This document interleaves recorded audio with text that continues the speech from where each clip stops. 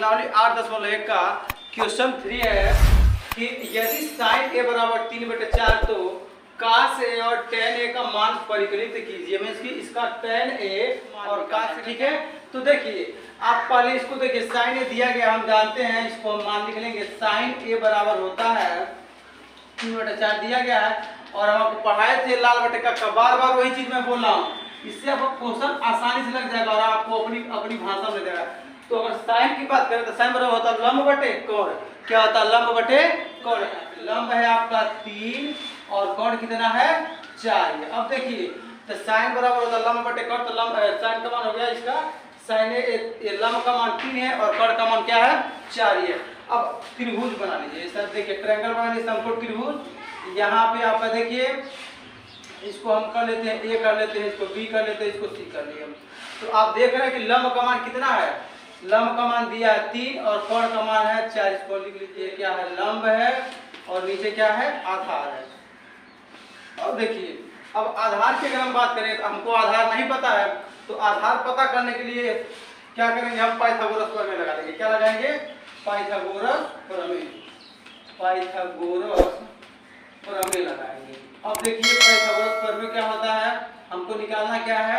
हमको निकालना आधार, इंग्लिश उसका होता है बेस। आधार बराबर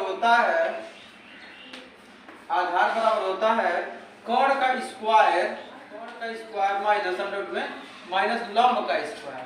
कोण का स्क्वायर माइनस लंब का स्क्वायर। अब देखिए कोण कितना है आपका? तो कोण आपका है 4, तो 4 का स्क्वायर माइनस लंब कितना है? लंब है आपका 3 का स्क्वायर।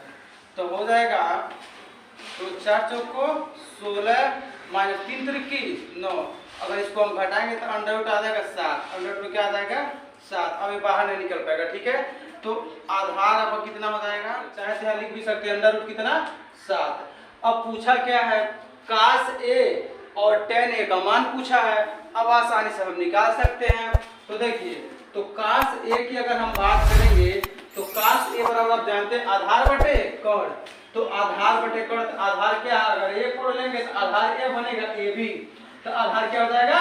ए बी। तो आधार हो जाएगा ए बी बटे आधार बटे कोण, तो कोण हो जाएगा ए सी। तो इस प्रकार से आप लिख सकते हैं कि cos ए का जो मान है तो ए बी का मान कितना? आधार अंडर रूट 7 है और कितना है? तो केवल 4 है।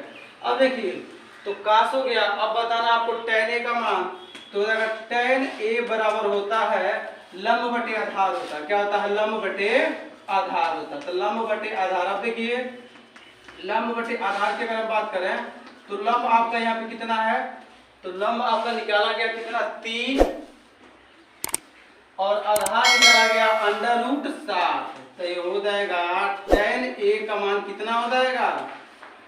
3 बटे अंडर रूट 7। तो लंब का मान आपका 3 था और आधार का मान था अंडर रूट 7। तो हो जाएगा tan ए का मान 3 बटे अंडर रूट 7। यही आपको क्या करना था? इस क्वेश्चन में निकालना था।